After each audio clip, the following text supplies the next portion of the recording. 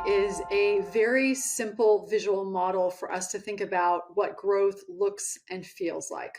It's based on the diffusion curve that was popularized by Rogers back in the 60s, and he used it to help us figure out how quickly groups of people change. And we used it at the Disruptive Innovation Fund that I co-founded with Clayton Christensen to think about how quickly an innovation would be adopted. But as we were investing, I had this aha, this insight. This is back in 2007, 2008, that we could use the S curve to help us think about how individuals change, how we learn, and how we grow. So every time you start something new, you are at the base of the S.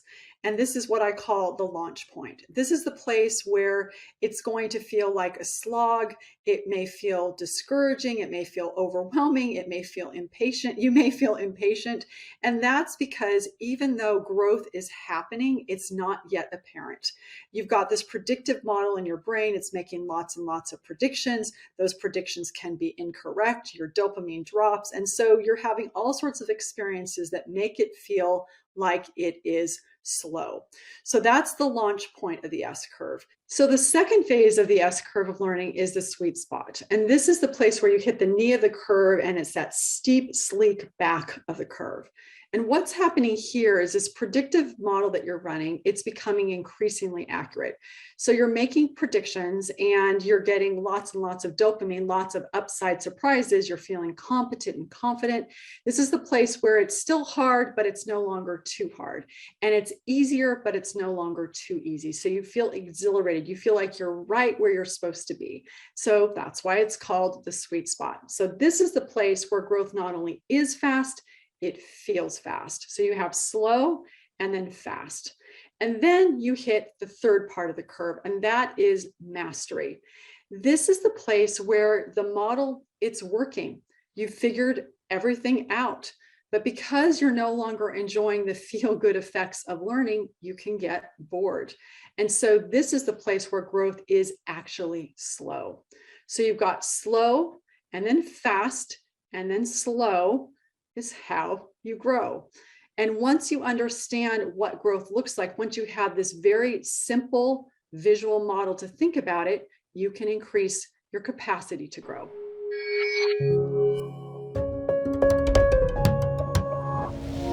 It is a very interesting time that we're in. So one of the things that psychologists have seen is that when we come through a period of severe stress, which the pandemic has been, we are in this place where we're poised for tremendous growth. And so one of the things that has happened over the past couple of years is we all were on this S curve. We were pushed off this S curve, whether we liked the S curve or not. We've now realized, oh, I've got this different perspective. I'm now in motion. I'm moving. I have more resilience than I thought I did. And so people are really evaluating their lives and they're asking themselves, do I want more? And so as I think about what's happening right now, I don't so much think it's the great resignation. Yes, people are resigning, but what I really think is happening is it's the great aspiration. People are aspiring for more. They're not resigning from, they're aspiring for more because they want to grow. And so this book becomes relevant because we may want to grow, but we don't always know exactly how to grow. And the S curve of learning and smart growth, it gives you a map.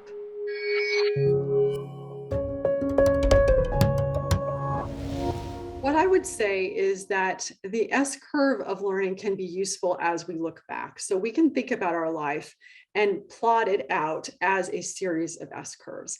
And I do think it's useful to look at our prior S curves. I do believe that no S curve is ever wasted. If we look at it, we can evaluate it and there's something that we can learn from it.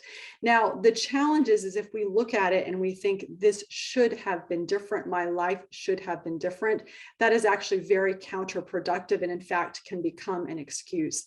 But to the extent that we look at it, we learn from it, that will give us information, that will become a foundation upon which we can build for the future.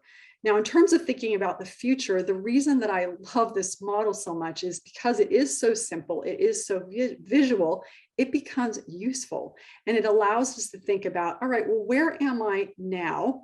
What S curve or curves am I on? Do I want to be on these? And where am I on these S curves? Because when I know where I am, it will help me predict, or not predict, but know what to do next. So, for example, when I know I'm on the launch point of the curve, then I could say, oh, yeah, I feel overwhelmed. I do feel exhilarated, but I also feel overwhelmed. I feel discouraged.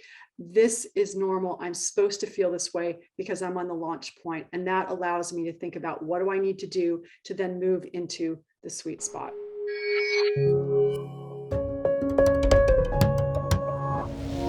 I think the first thing I would say is that once you understand this model, you'll start to see S curves everywhere and realize it's a fractal, that your life is an S curve, your career is a series of S curves, and your current life is a portfolio of S curves. And so I do think that you can look at your current life and say, all right, well, at work, I'm on a very challenging S curve. I'm at the launch point. I'm trying to figure out a lot of new things. Maybe it makes sense for me at home to be in mastery, in a place where I am feeling a bit more comfortable, or even the sweet spot. So I have a background as a stock analyst, as an investor, and I continually think about portfolios. And I do think that you can think of your life as a portfolio of S curves. Now, in terms of your question, having come through the pandemic, I don't know that it is any different in terms of using this model to think about your growth. What I would say is I think that we are all giving one another and each other more grace, as we are all, in many respects, at the launch point of the curve, trying to figure out in the almost post-pandemic era how to move forward. And that, I think, is a really remarkable, notable, important thing, is that we're allowing ourselves to be in this place of discomfort as we figure out how to scale the post-pandemic curve that is our life.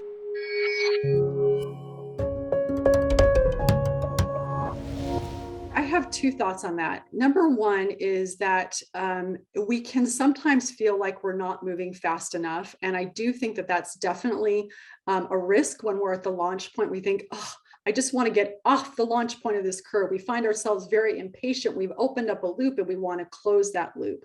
I do think that there's a risk when we try to move through that launch point phase, where we're exploring whether we want to actually be on this S curve, when we're collecting both the quantitative and qualitative data of, does it make sense to be here? Can I gain momentum along the curve? We want to make sure we honor that part of the S curve and allow it to be in this place of being slow. Is this a very individual thing? It's going to depend on what you're doing. If it's something that you are somewhat familiar with, you're going to move off the launch point really quickly. If it's something that you've never done before, it is brand new, you have no experience, no adjacent knowledge, then you're going to be on the launch point a lot longer. What I will say is, if you are a leader and are thinking about the people on your team on the S curve, you may think that this person on your team is in the sweet spot. They're doing a very good job. They're absolutely a high performer. They're terrific, and they're right where you want them to be. But if they are having the experience that they are in mastery, in this place of, I can't do this anymore. I know I'm good at it, but I'm bored and I can't do this anymore. That is going to predict their behavior, not where you think they are.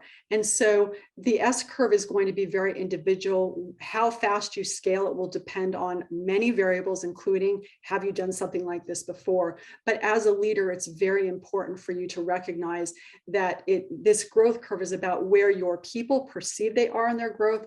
Do they perceive that there is growth upside, not where you perceive that they are?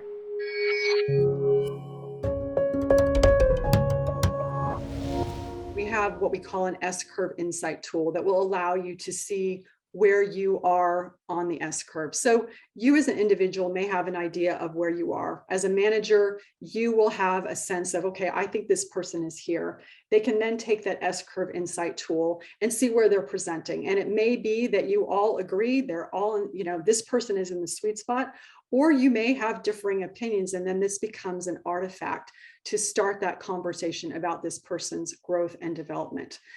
You can also use this to think about where is our team collectively on the S curve in terms of how we work together. Are we making progress in our ability to cohere and move a project forward? In general, however, I tend to look at this as an aggregation of individual curves. So being able to say, okay, where is this person and this person and this person and this person on the S curve, thinking through this idea of, in general, you want to optimize your team with about 60% of your people in the sweet spot. This is the standard bell curve distribution, 20% of your people at the launch point, and 20% of your people in mastery. So you can think about, where are my people? In general, I want most of my people in the sweet spot, and then optimize based on the needs of your team right now, the stage of growth that your company is in. One other thought on that. One of the things that this S-curve insight tool does is it not only tells you where are you on the mountain of the S-curve, it tells you what tools do you have in the backpack to move up the S-curve, but it also tells you the weather patterns, which are basically the culture. And so it measures, does a person have the experience of feeling nurtured? My manager cares about, am I able to grow?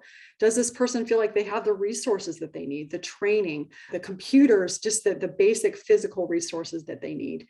Do they feel a sense of connectedness to the culture, to the mission, to the people that they're working with? And do they feel like there's a sense of resilience that when we get pushed back down the mountain, we have the language and the framing to be able to move back up the mountain?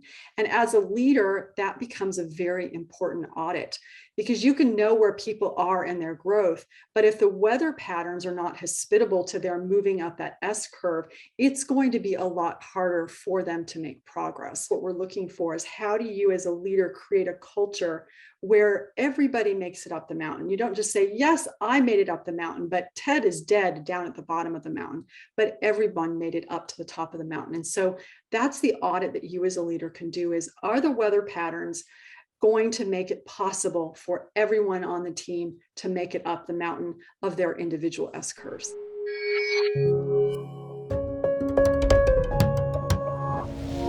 The thing that came out for me was the importance of celebration.